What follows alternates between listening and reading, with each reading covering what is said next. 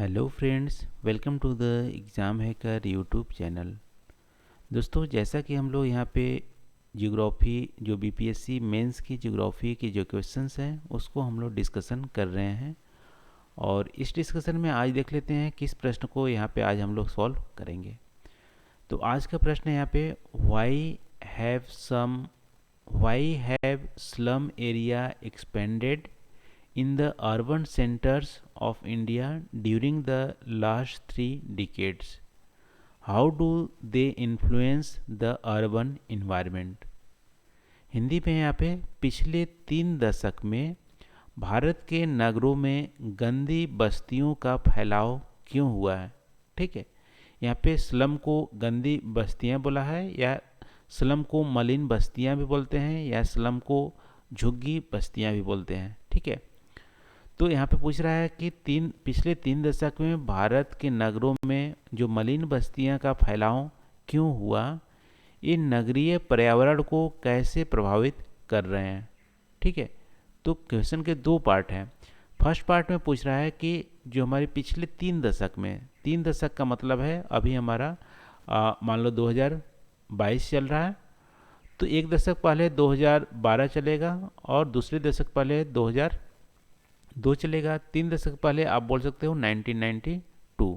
ठीक है, तो 90 के बाद आप बोल सकते हो कि 1991 के बाद यहाँ पे भारत में हमारा गंदी बस्तियों का फैलाव क्यों हुआ। ठीक है, यहाँ पे फैलाव की बात कर रहा है, एक्सपेंशन की बात कर रहा है, यानी कि पहले से गंदी बस्तियाँ थी ये और बढ़ गई हैं। ठीक है, या हमारे और इंक्रीज हुई हैं अदर जगह भी गंदी बस्तियाँ। तो 1991 की बात कर रहा है कि गंदी बस्तियों का फैलाव क्यों हुआ और ये नगरीय पर्यावरण यानी अर्बन जो इन्वायरमेंट है उसको कैसे प्रभावित कर रहा है। तो ये हमारा क्वेश्चन है।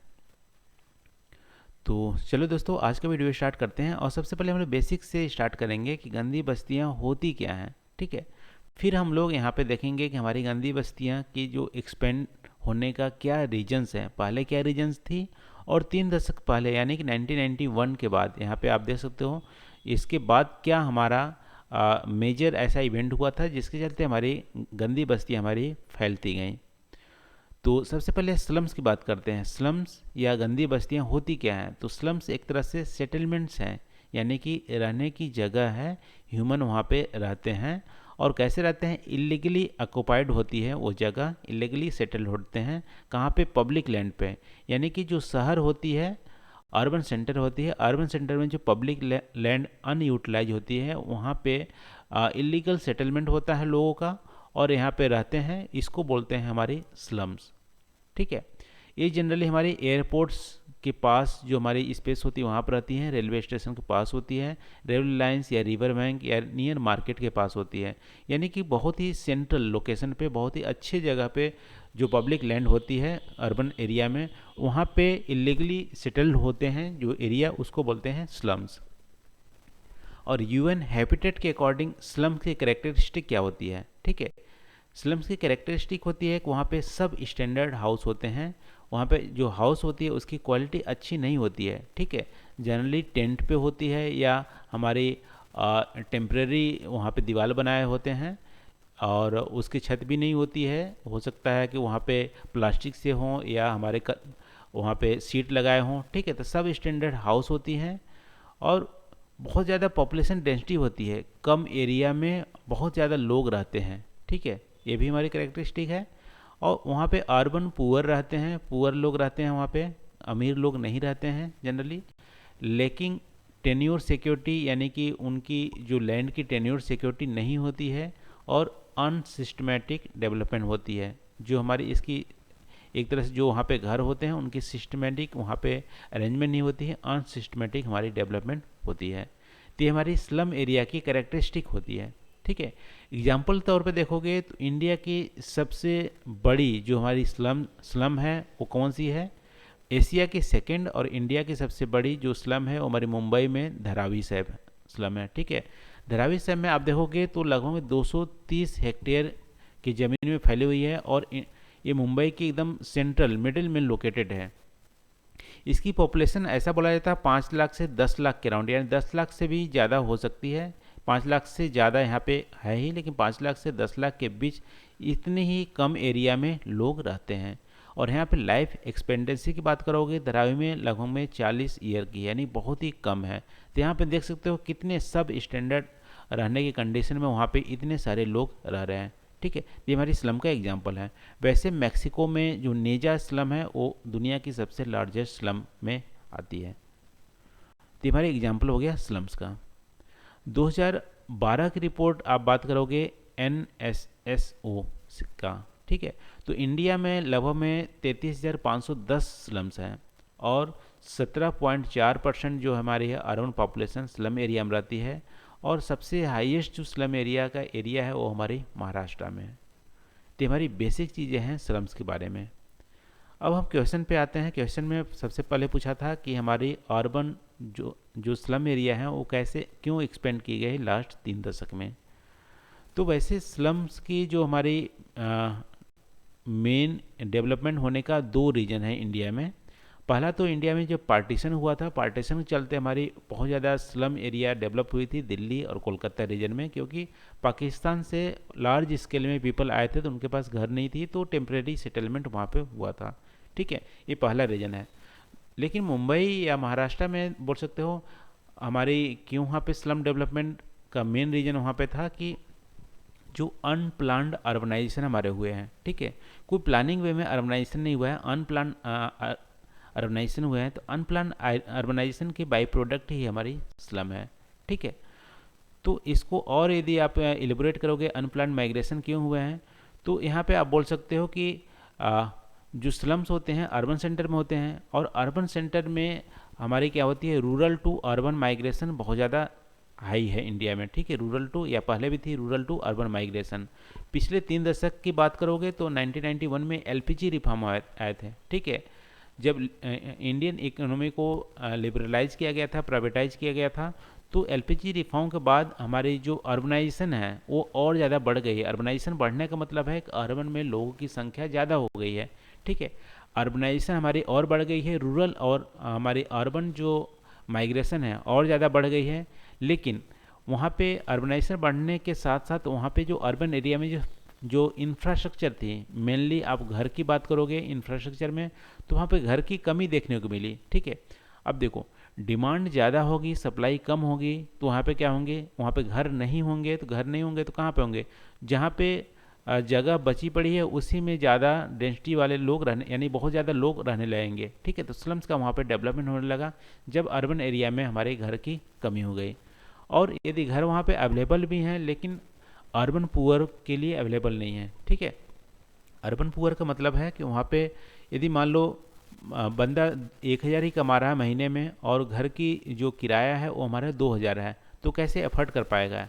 ठीक है, तो किराया देने के लिए असमर्थ होता है, तो ऐसे लोग जाके क्या रहते हैं, स्लम एरिया में रह लेते हैं। ऐसा बोला जाता है मुंबई में इतनी ज़्यादा रेंट है, 25-30 हज़ार है एक, आप अच्छी खासी आप यदि रूम लोगे तो मिनिमम 25-30 हज़ार है, लेकिन स्लम एरिया में वही हमारा 1,000 में रूम रेंट में मिल जाता है। ठीक है, तो इसलिए वहाँ पे डिमांड और सप्लाई के जो गैप है हमारी इंफ्रास्ट्रक्चर अर्बन इंफ्रास्ट्रक्चर में, उसको कैटर करने के लिए हमारी स्लम हमारी और ज़्यादा एक्सपेंड हुई। ठीक है, तो लास्ट 3 डिकेड की बात करोगे तो LPG रिफॉर्म हुए, अनप्लान हमारे अर्बनाइजेशन हुए और इंफ्रास्ट्रक्चर की कमी के चलते। इसके अलावा आप बोल सकते हो कि अर्बन एरिया में जो हमारी इनफॉर्मल इकोनॉमी हमारी और ज़्यादा ग्रो की है। ठीक है, इनफॉर्मल इकोनॉमी का मतलब है कि वहाँ पे कि कोई फॉर्मल प्रोफेशनल वहाँ पे वर्क नहीं दिया जाता था। जो रूरल टू अर्बन माइग्रेशन होती थी, पीपल जो जाते थे वहाँ पे उनको डेली वेज पे वहाँ पे काम करना पड़ता था और उनकी कोई भी गारंटी नहीं थी कि डेली काम मिलेगा ही नहीं।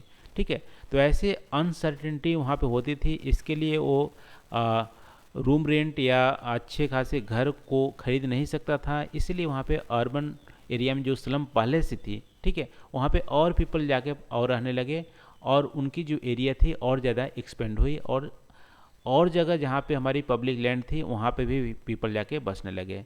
इसी कारण से लास्ट 3 दशक में आप देखोगे तो अर्बन जो स्लम्स हैं वो हमारी और ज़्यादा एक्सपेंड हुई है। ठीक है, क्योंकि अर्बनाइजेशन हमारी ज़्यादा हुई है। अर्बनाइजेशन का मतलब है हमारी पीपल अर्बन एरिया में और ज़्यादा रहने लगे हैं। ठीक है, काम भी ठीक ठाक हुई हैं और एक्टिविटीज़ भी ठीक ठाक हुई हैं, लेकिन वहाँ पे जो लोकल इंफ्रास्ट्रक्चर थी वो हमारी उतनी सुधार नहीं हुई, इसके चलते हमारी स्लम्स और ज़्यादा एक्सपेंड हुए। ठीक है, इसके अलावा आप बोल सकते हो कि वहाँ पे लिमिटेड फाइनेंशियल एक्सेस जो रिसोर्सेज थी वो पीपल वहाँ पे बैंकिंग की सुविधा उतनी उपलब्ध नहीं थी, या पुअर लोगों को बैंक से दूर रखा गया, इसके चलते वो लोन या अदर हमारी चीज़ें थी वो नहीं ले पाए और वो हमारे घर वहाँ पे नहीं खरीदने के लिए कैपेबल थे, इसलिए वहाँ पे स्लम एरिया में रहने के लिए फोर्स हुआ। ठीक है, तो इन सब कारणों के चलते आप बोल सकते हो कि पुअर अर्बन गवर्नेंस, रिसोर्सेज की कमी, वाइड स्प्रेड करप्शन और अनप्लान्ड अर्बन इंफ्रास्ट्रक्चर के कारण स्लम जो थी हमारी और ज़्यादा स्प्रेड हुई है और वहाँ पे डेवलपमेंट नहीं हुआ है। ठीक है, तो ये हमारी मेन रीजन थी, लास्ट 3 डिकेड में हमारी स्लम एक्सपेंड हुई है। अब क्वेश्चन के दूसरे पार्ट में चलते हैं कि स्लम्स के चलते अर्बन इन्वायरमेंट में क्या इन्फ्लुएंस करता है, यानी स्लम अर्बन इन्वायरमेंट को कैसे इन्फ्लुएंस करता है। अब देखो अर्बन इन्वायरमेंट को कैसे इन्फ्लुएंस करता है, तो हाँ देखो स्लम एरिया में बहुत ज़्यादा पॉपुलेशन डेंसिटी होती है। ठीक है, लार्ज पॉपुलेशन रहता है, तो लार्ज पॉपुलेशन और पॉपुलेशन डेंसिटी के चलते वहाँ पे जो बेसिक इंफ्रास्ट्रक्चर है, जैसे वाटर की क्वालिटी ऑफ वाटर वहाँ पे अवेलेबल नहीं होता है, उसके चलते वहाँ पे जो बहुत सारी डिसीजेज होती हैं, वाटर बॉर्न डिसीज या अदर डिसीज जैसे टीबी, एड्स, कॉलरा, ये सब चीज़ें हमारी वहाँ पे बढ़ जाती है। ठीक है, ये सब चीज़ें बढ़ जाएगी तो अर्बन हेल्थ बर्डन हमारा बढ़ जाएगा। ठीक है, क्योंकि अल्टीमेट वो बीमार पड़ेंगे तो अर्बन जो हमारी हेल्थ सेंटर है उस पर वहाँ पर दबाव पड़ेगा, तो अर्बन हेल्थ सेंटर पे ज़्यादा वहाँ पे बर्डन हो जाता है यदि स्लम्स किसी भी अर्बन एरिया में रहते हैं। तो पहला है ये हमारी इन्फ्लुएंस हो गया। दूसरी है कि उनकी इनकम में अनसर्टेनिटी रहती है, वो कितना कमा रहे हैं वो हमारे फिक्स नहीं होता है, इसके चलते उनके पास एक स्ट्रेस होता है पैसे न होने का, और उसके चलते क्राइम रेट भी हमारी अर्बन सेंटर में बढ़ जाती है। ठीक है, तो क्राइम रेट भी बढ़ जाती है, अर्बन हेल्थ बर्डन भी बढ़ता है, और इसके अलावा आप देखोगे तो अर्बन सेंटर में यदि स्लम्स होते हैं तो यहाँ पे भिखारी की संख्या ज़्यादा हो जाती है, सोशल एविल जैसे चाइल्ड ट्रैफिकिंग, ठीक है, प्रोस्टिट्यूशन, ये सब चीज़ें हमारी बढ़ जाती है यदि स्लम्स होते हैं अर्बन एरिया में। तो इसके अलावा स्लम एरिया में चिल्ड्रेन, ह्यूमन और एल्डरली जो पॉपुलेशन होते हैं वो हमारे माल नरिश्ड के शिकार होते हैं। इसके अलावा एजुकेशन, हेल्थ, इंफ्रास्ट्रक्चर भी वहाँ पे कमी होती है।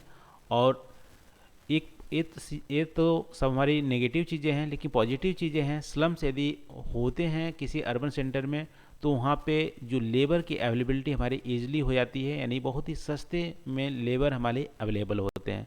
ठीक है, ये हमारी पॉजिटिव चीज़ है अर्बन इन्वायरमेंट में। ठीक है, लेकिन नेगेटिव चीज़ें यहाँ पे बहुत सारी हैं। तो ये हमारा इन्फ्लुएंस हो गया अर्बन इन्वायरमेंट में स्लम्स का। तो यही आपसे पूछ रहा था दोस्तों क्वेश्चन में। तो आज के लिए बस इतना ही। आई होप यहाँ पे जो हम लोग डिस्कस किए हैं आपको यहाँ पे कुछ हेल्प मिला होगा। तो आज के लिए बस इतना ही। आई होप यहाँ पे वीडियो अच्छी लगी होगी। आप कमेंट करके ज़रूर बताना वीडियो कैसी लगी। Thank you for watching. मिलते हैं अगले वीडियो में नए टॉपिक के साथ। Thank you.